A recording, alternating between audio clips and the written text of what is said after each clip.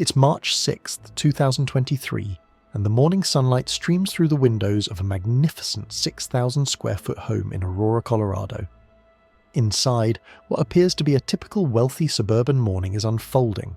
A husband and wife completing their regular workout routine before he heads to his successful dental practice, and she begins another day managing their household and 6 children. But as 44-year-old Angela Craig sips the protein shake her husband has just handed her, she has no idea that she's consuming the first dose of what will become a carefully orchestrated murder campaign. The shake tastes normal, the routine feels familiar, and her husband James displays the same charming smile that has fooled patients, colleagues and friends for years.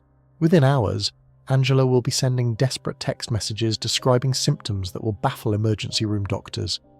Her vision will blur, her head will pound, and a terrifying tingling sensation will spread through her body as she struggles to understand what's happening to her.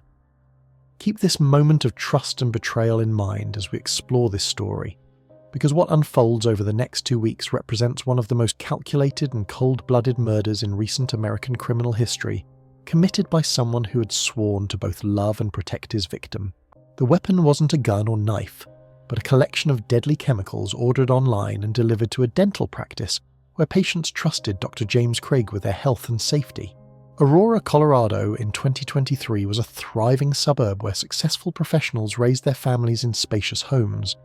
James Toiver Craig had seemingly achieved the American dream, a successful dental practice, beautiful family and community respect.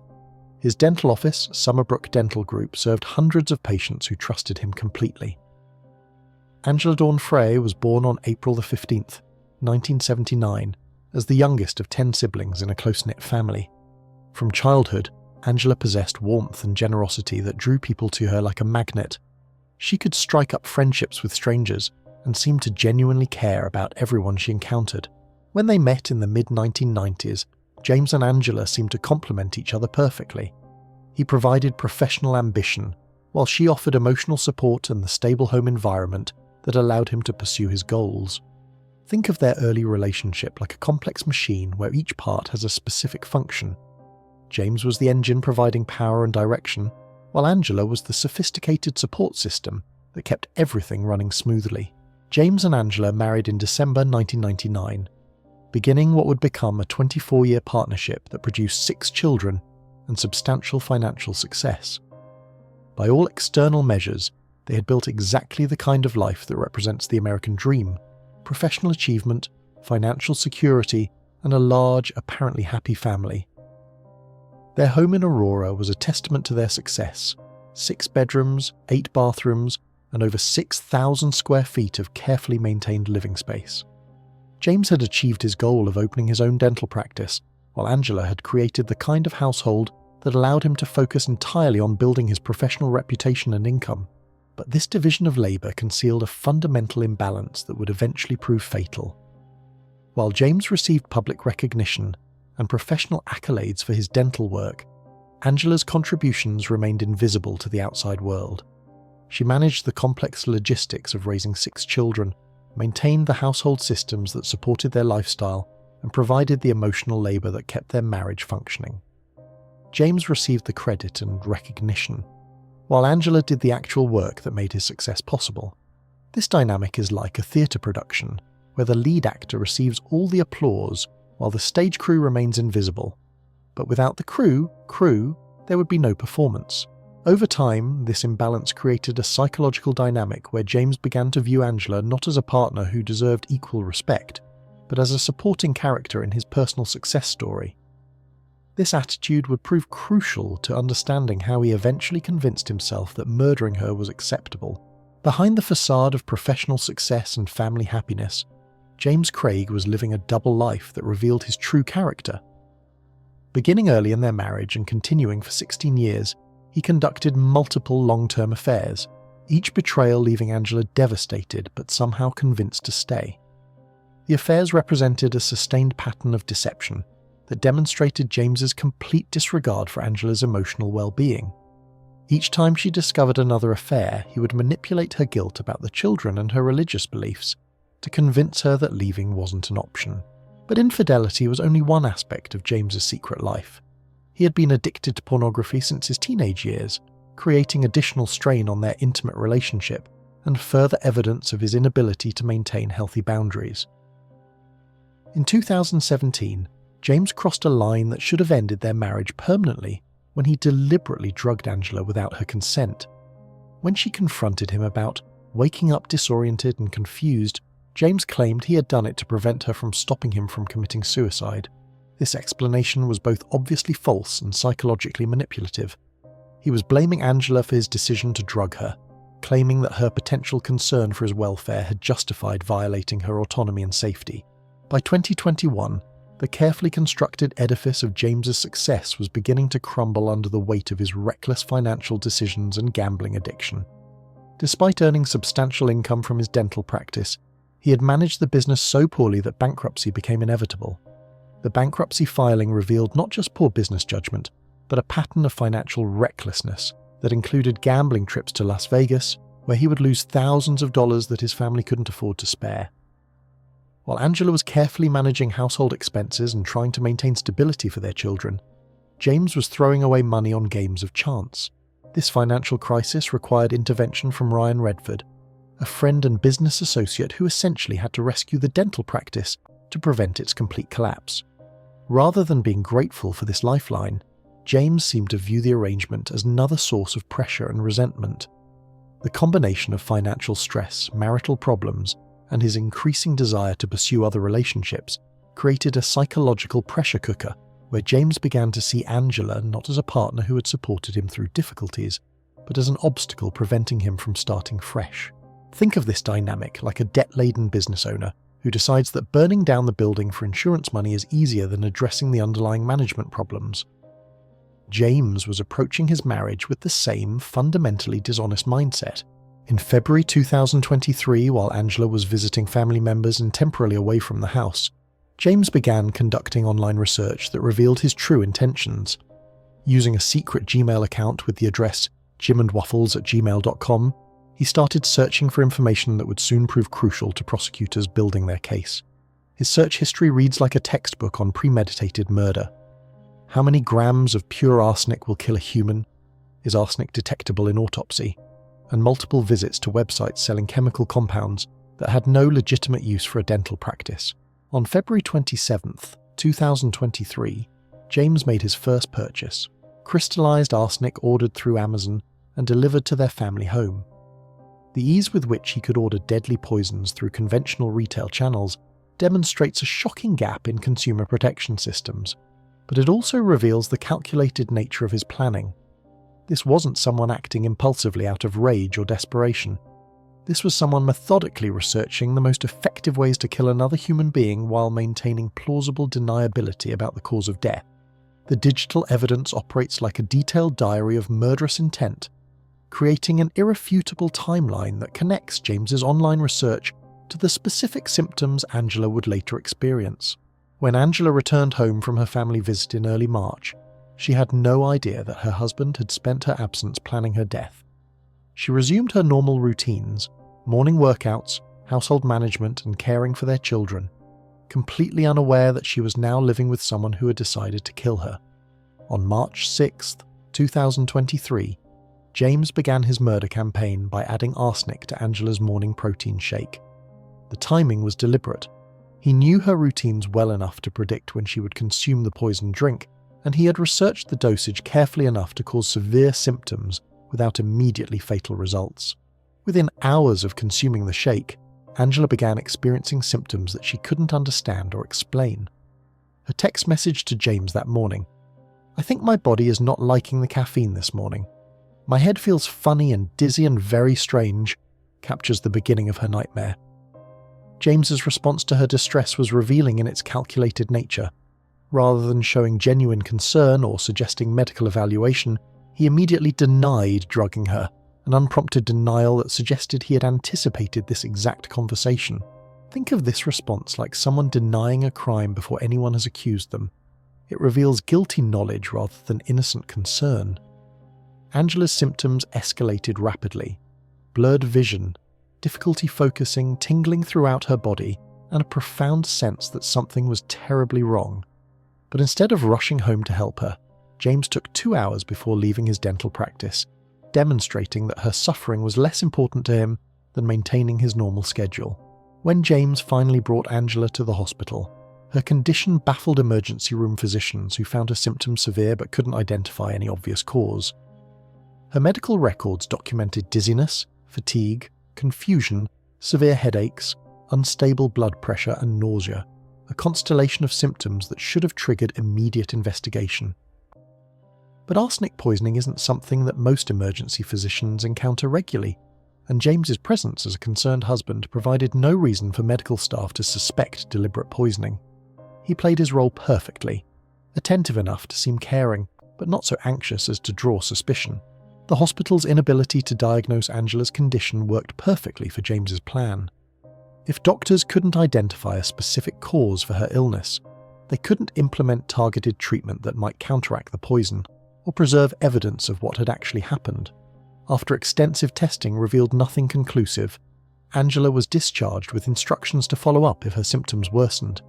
This placed her back in James's care, where he could continue his attack while appearing to be a supportive husband dealing with his wife's mysterious illness.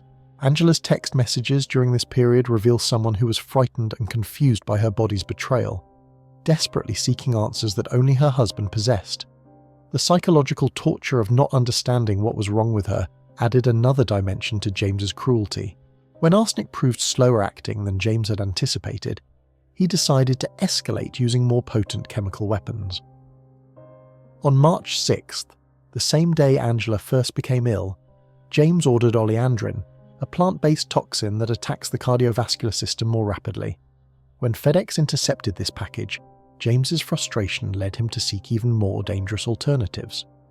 The decision to order potassium cyanide represented the final escalation. Cyanide prevents cells from using oxygen, effectively causing suffocation at the cellular level throughout the entire body. When he contacted the chemical supplier for expedited delivery, James claimed he needed the cyanide for dental research involving metal intolerance testing. By March 9th, Angela had returned home from her first hospitalization, but continued experiencing symptoms that she couldn't understand. James saw her continued survival as a problem requiring additional intervention, so he began supplementing the arsenic with other substances while maintaining the appearance of a concerned husband. His behavior during this period reveals the psychological compartmentalization that enabled him to continue his murder campaign. During the day, he would express concern about Angela's condition to friends and colleagues. In the evenings, he would research more effective poisoning methods and place orders for additional chemical weapons. Angela's messages to friends during this time show someone who was becoming increasingly frightened by her body's inexplicable decline. She described feeling weak, confused, and unable to perform basic tasks, but had no framework for understanding that someone she trusted was systematically destroying her health. The most chilling aspect of this period was James's continued insistence on bringing her food and drinks while she was hospitalized. Hospital staff and family members later recalled his frequent offers to bring her treats or beverages, opportunities to continue dosing her with poison while appearing thoughtful and caring. This behavior is like an arsonist who continues adding fuel to a fire while publicly expressing concern about the flames. James was simultaneously the cause of Angela's suffering and her most visible source of support. On March 15th, Angela had been home from the hospital for less than 24 hours when James decided to administer what would prove to be the fatal dose of his chemical arsenal. By this time, weeks of arsenic poisoning had weakened her system enough that the cyanide would work with devastating efficiency. At approximately 11 a.m., Angela suddenly collapsed. Not the gradual weakening she had experienced before, but a catastrophic systemic failure that indicated something had fundamentally changed in her body's chemistry. Her brother Mark, who happened to be visiting, rushed her to the hospital where her condition deteriorated with terrifying speed. By 2 p.m, she was suffering violent seizures as her brain began to shut down from oxygen starvation. Her blood pressure plummeted, her pupils stopped responding to light, and brain scans revealed massive swelling. The medical team moved Angela to intensive care and connected her to life support systems, but the damage was already irreversible. The cyanide had disrupted her body's ability to process oxygen at the cellular level, creating a cascade of organ failures that no medical intervention could stop. While Angela lay dying in the ICU, James's behavior revealed his true priorities. Instead of maintaining a bedside vigil like a grieving husband, He spent hours on his phone, taking calls and sending text messages that had nothing to do with his wife's medical crisis. What James was actually doing during Angela's final days reveals the depth of his betrayal and the motive behind his murder campaign.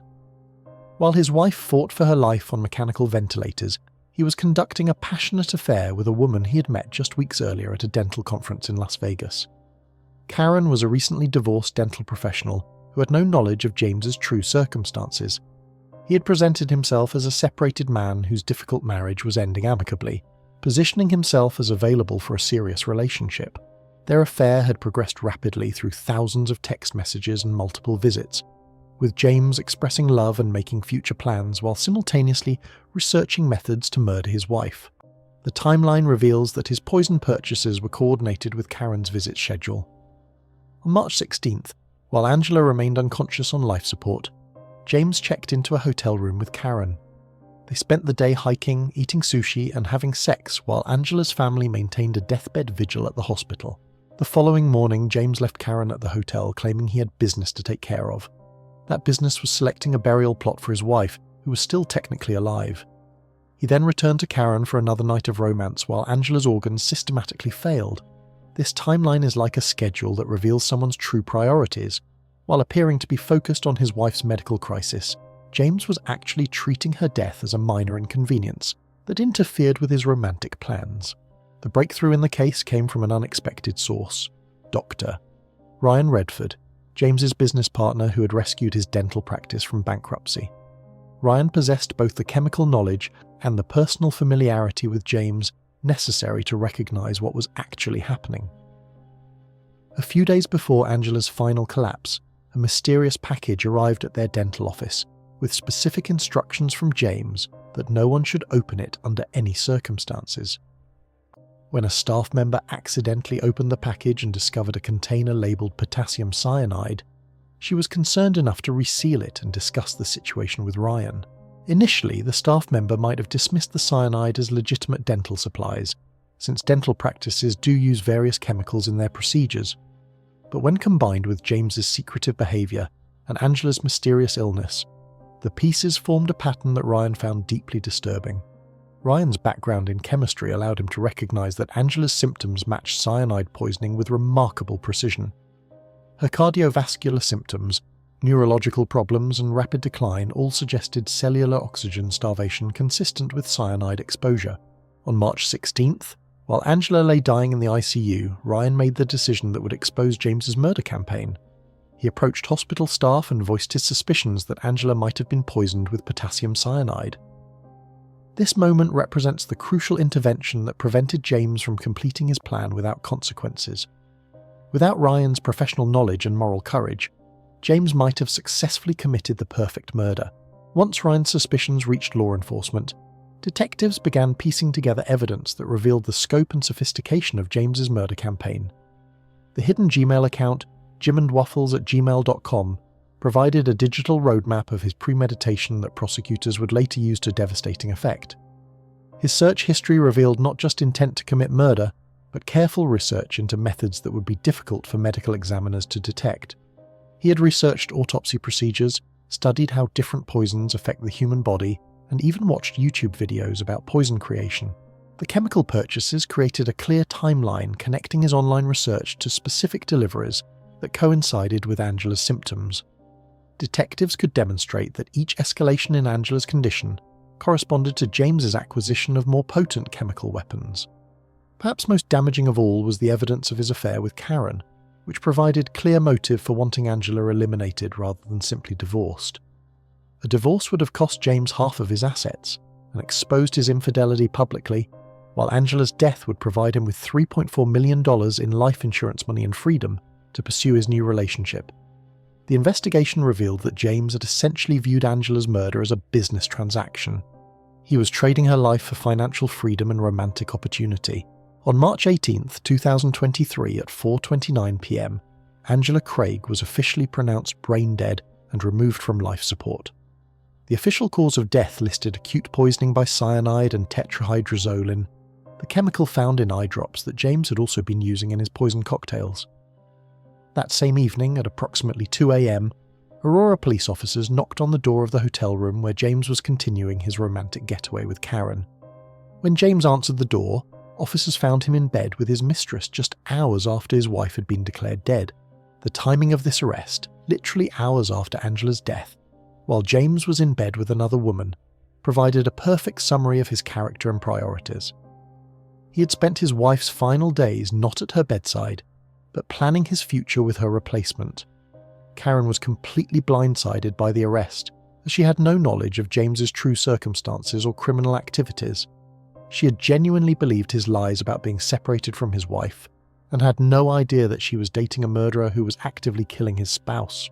The arrest scene provided investigators with additional evidence of James's cold-blooded nature. Any genuinely innocent person would have been devastated by their spouse's death and incapable of romantic activity. James's ability to seamlessly transition from husband to lover revealed someone completely unaffected by Angela's suffering. The forensic analysis of James's electronic devices provided prosecutors with an overwhelming case that demonstrated both premeditation and motive. His search history, purchase records, and communication patterns created a comprehensive timeline that left no doubt about his guilt. The hidden Gmail account revealed not just his poison research, but also his communication with chemical suppliers, where he lied about needing dangerous substances for legitimate dental research. These lies demonstrated his understanding that his purchases were inappropriate, and his willingness to exploit his professional credentials for criminal purposes. His text message exchanges with Karen during Angela's hospitalization revealed someone who was excited about future romantic plans while his wife lay dying. The contrast between his affectionate messages to his mistress and his dismissive responses to Angela's pleas for help created a stark picture of his emotional priorities. Perhaps most disturbing were the messages he sent to chemical suppliers, expressing impatience about delivery times. While Angela was suffering from his previous poison doses, he was literally complaining about shipping delays for the substances he was using to torture and kill his wife. James Craig's trial began in 2024 with prosecutors presenting comprehensive evidence, including his online research, chemical purchases, affair timeline, and testimony from medical experts who confirmed that Angela's symptoms matched the poisons he had obtained. The defense attempted to argue that Angela had committed suicide, but this claim was undermined by several factors.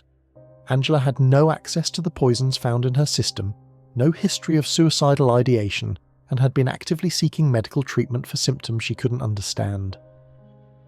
The prosecution's case was strengthened by testimony from Karen, who confirmed that James had lied about his marriage status and had been actively planning a future with her while poisoning his wife.